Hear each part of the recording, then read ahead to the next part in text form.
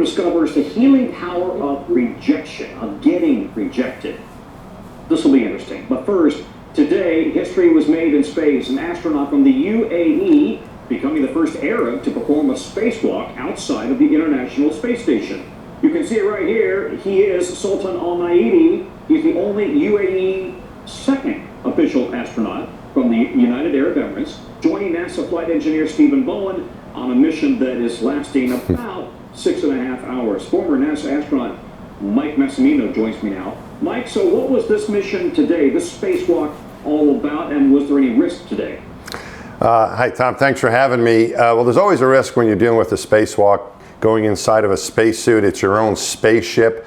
So any anomaly, any problem you have, if you, God forbid, have a leak or something wrong with the suit, there's always that risk when you're going outside into work in the vacuum.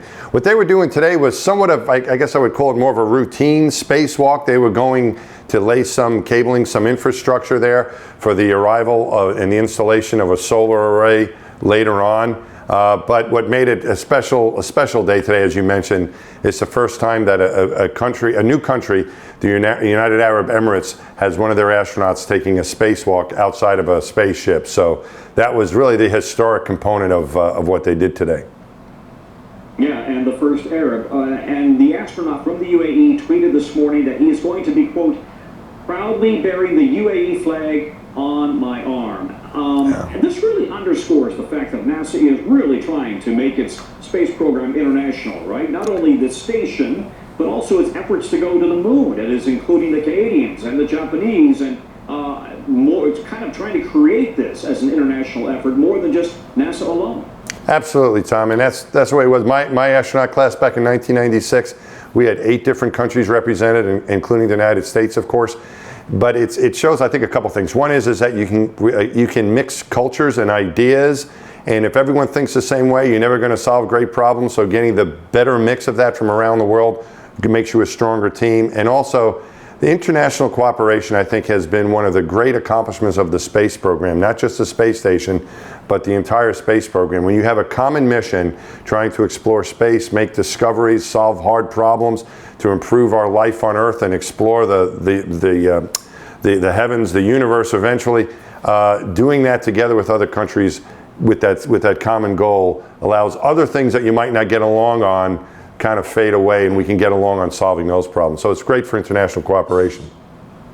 All right, well, you anticipated my question because, of course, the Russians are partners on the space station, and I just was talking to NASA Chief Bill Nelson about this. Amazingly, that the relationship on station is professional, despite the fact that on the ground we have a hot war in Ukraine and a cold war that is icy cold right now.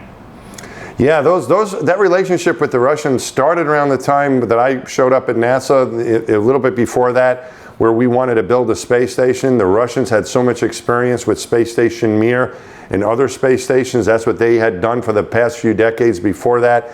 And so we learned a lot. It was a great way for us to work together on something peaceful following the Cold War that had just ended. And that relationship is still intact. It'll be interesting to what happens going forward now with the conflict that we're having, but I hope that relationship in space can continue because, again, having that common goal, especially exploring space, can make friendships out of countries and people that might never be inclined to do that. Having that common scientific mission, I think, is a great thing.